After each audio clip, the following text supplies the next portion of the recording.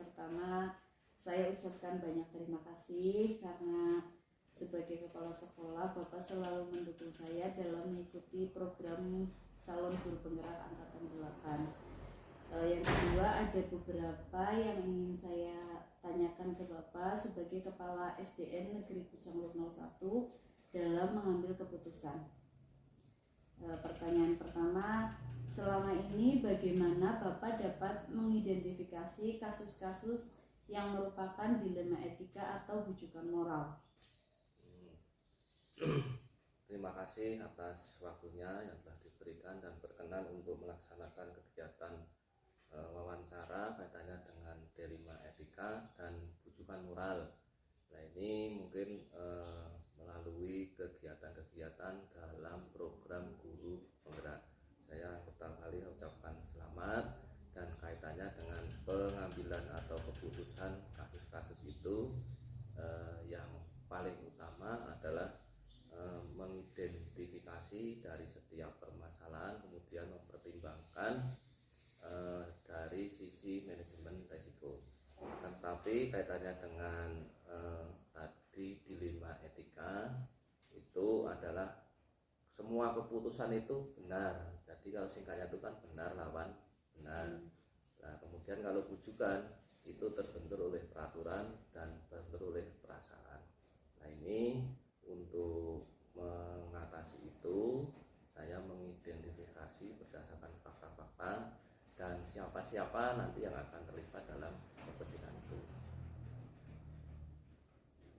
Terus selama ini bagaimana Bapak menjalankan mengambil keputusan di sekolah Bapak, terutama untuk kasus-kasus di mana ada dua kepentingan yang sama-sama benar atau sama-sama mengandung nilai kebajikan, Pak?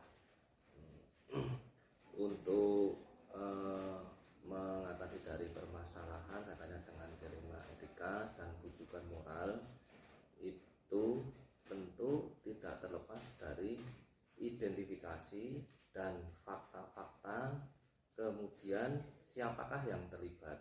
Dari permasalahan itu kita analisis nanti mana yang lebih mengedepankan, artinya mengedepankan dari kesuksesan apa yang diinginkan dari suatu organisasi, sehingga melalui data dan fakta itu kita dapat merujuk dari sisi resiko mana yang lebih diutamakan dan mempertimbangkan peraturan juga kepentingan atasan.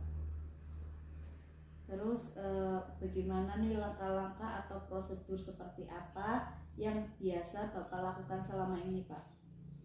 Memberikan analisis terhadap suatu permasalahan yang benar dan yang salah, dan yang benar lawan benar tadi, Pak. Sehingga untuk merujuk dari suatu itu memang kita terbentur kadang itu benar, tapi kepentingannya sejauh mana. Nah, kalau benar dengan benar nanti kepentingannya sama-sama penting, kita membuat kita kaitkan dengan aturan dan aturan. Nah, kadang di sekolah ini merasa juga tidak enak, kadang saya ditugaskan sendiri ada yang guru yang lebih senior. Itu kita harus lebih hati-hati mempertimbangkan, karena setiap keputusan pasti ada yang tidak menyetujui dan tidak menyukai. Tapi siapa yang akan saya ajak untuk ke arah situ adalah teman-teman yang mempunyai keresahan dan dapat bekerja secara profesional dan bisa memegang komitmen yang telah disepakati dalam kegiatan musyawarah itu. Lalu hal-hal apa saja yang selama ini Bapak anggap efektif, Pak, dalam pengambilan keputusan pada kasus-kasus dilema etika di sekolah ini? Untuk pengambilan kasus-kasus yang efektif itu tentunya saya mengedepankan dari data yang tadi diperoleh, fakta yang diperoleh, kemudian analisis, kemudian mempertimbangkan secara keseluruhan, kemudian dibuka dalam kegiatan rapat, diberikan informasi sehingga nanti rekan-rekan atau teman-teman guru yang berpotensi akan muncul. Nah, itu kita rapatkan lagi, akan kita kerucutkan lagi, dan saya berikan arah-arahan, pertimbangan-pertimbangan. Artinya kalau kita mengambil suatu keputusan itu yang utama harus mengutamakan dari sisi resiko. Resikonya akan sejauh mana, apa dampaknya, dan nanti kita ambil keputusan sama-sama, kemudian untuk memberikan penguatan untuk berkomitmen untuk melaksanakan. Hal-hal apa saja yang selama ini merupakan tantangan dalam mengambil keputusan pada kasus-kasus dilema etika, Pak? Kira-kira apa ya? Kira-kira ini kalau yang saya alami itu di sekolah ini kaitannya dengan rekan-rekan dan teman-teman. Kalau saya lihat itu semuanya usulannya baik sekali, tapi kadang terbentur dengan teman-teman yang lebih senior dari saya, sehingga saya harus mengedepankan antara aturan, peraturan, perasaan, kemudian rujukan moral mana yang harus saya ambil terlebih dahulu.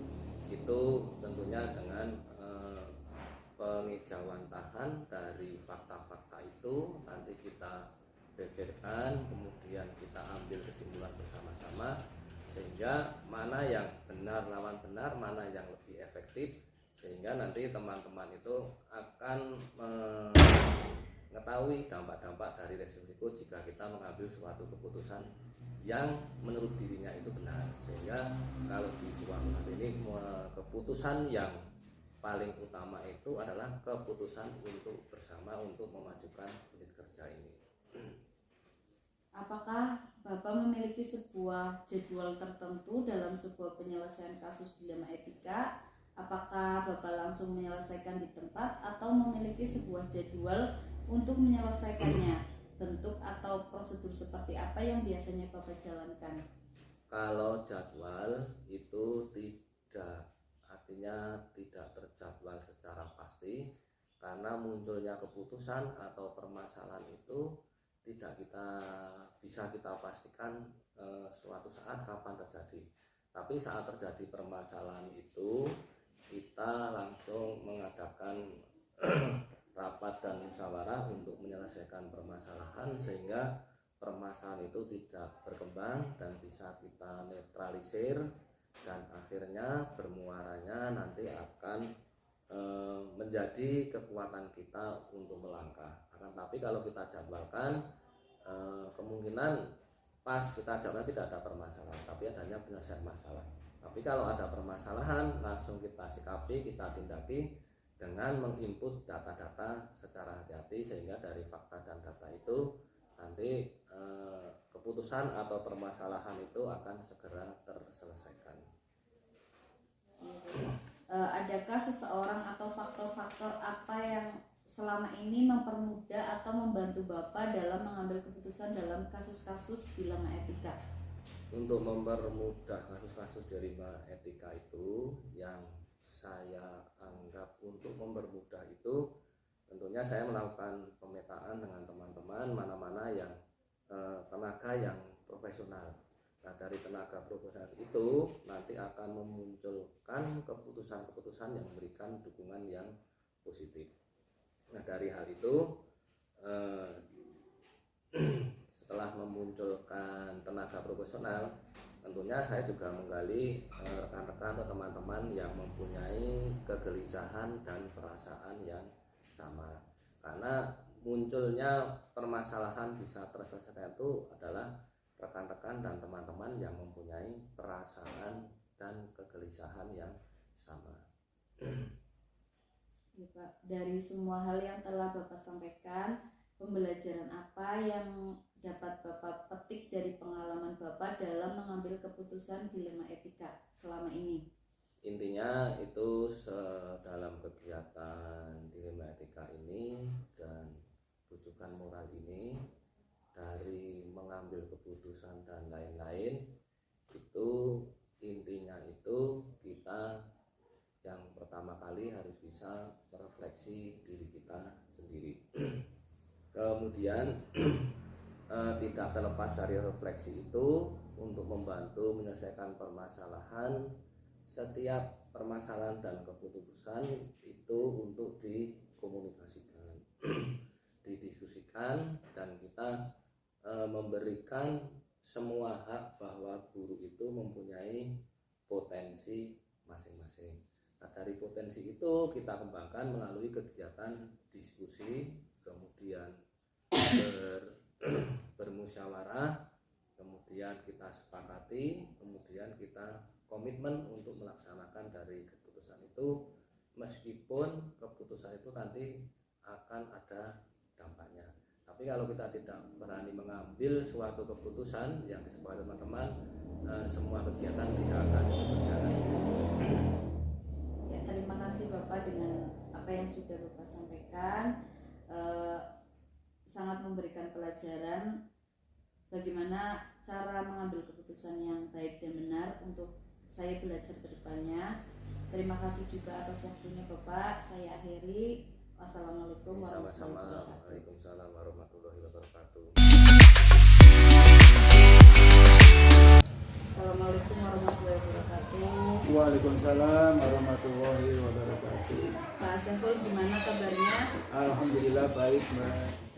Ya, pertama tujuan saya ke sini, yang pertama silaturahmi tentunya. Yang kedua, saya ingin mengajukan beberapa pertanyaan kepada Pak Saiful sebagai kepala sekolah SD Negeri Kajungan 02 dalam mengambil keputusan. Siap. Mulai pertanyaan pertama nih Pak. Selama ini bagaimana Bapak dapat mengidentifikasi kasus-kasus yang merupakan dilema etika atau rujukan moral? Ya, pertanyaan yang bagus sekali. Akan saya coba jawab bahwa saya melihat dari sudut moral dan hukum. Apabila kasus tersebut melanggar hukum, maka sudah tentu benar lawan salah. Namun jika masih bisa dikatakan benar lawan benar, masalah tersebut adalah dilema etika. Selama ini bagaimana Bapak menjalankan pengambilan keputusan di sekolah Bapak, terutama untuk kasus-kasus di mana ada dua kepentingan yang sama-sama benar atau sama-sama mengandung nilai kebajikan? Ya. Selama ini dalam saya melakukan identifikasi kasus dari berbagai sudut pandang, kemudian menimbang secara matang mana yang paling benar dari keputusan tersebut, menguntungkan banyak orang atau tidak ada yang dirugikan. Bagaimana langkah-langkah atau prosedur seperti apa yang biasanya Bapak lakukan selama ini? Ya. Langkah-langkah yang saya lakukan adalah yang pertama menentukan penyebab permasalahan, kemudian yang kedua menentukan siapa yang terlibat, kemudian yang ketiga menanyakan kepada orang yang terdekatnya, kemudian yang keempat berdiskusi dengan warga sekolah, dan selanjutnya membuat beberapa solusi keputusan.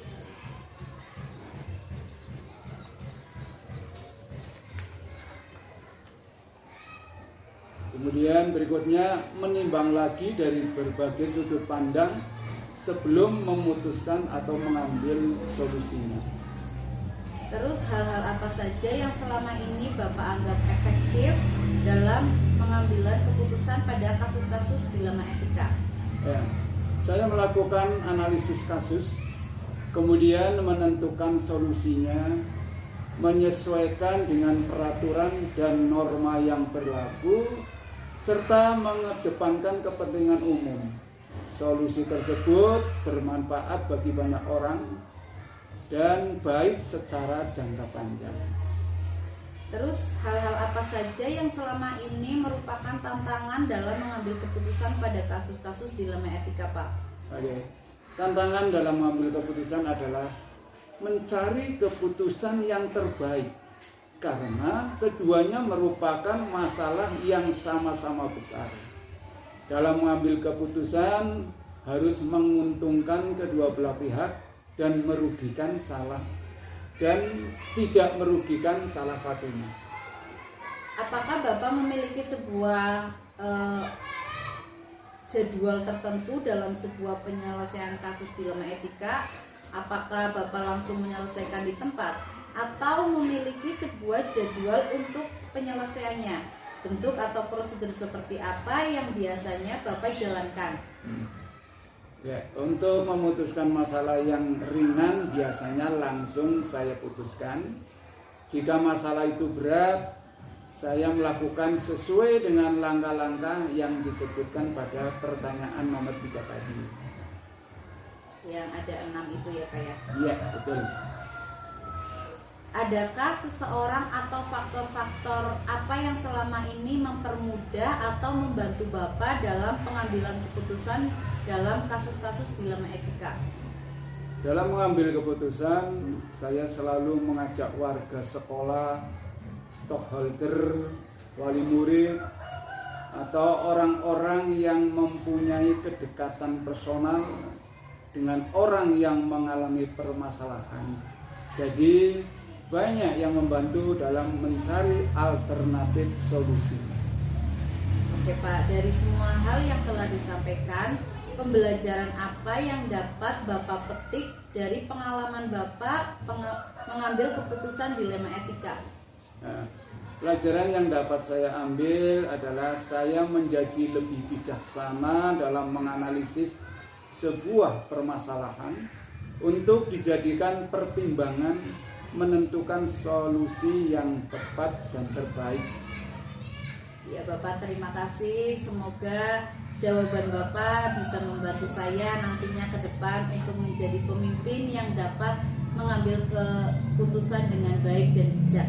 Terima kasih Pak. Sama-sama. Assalamualaikum warahmatullahi wabarakatuh. Waalaikumsalam warahmatullahi wabarakatuh.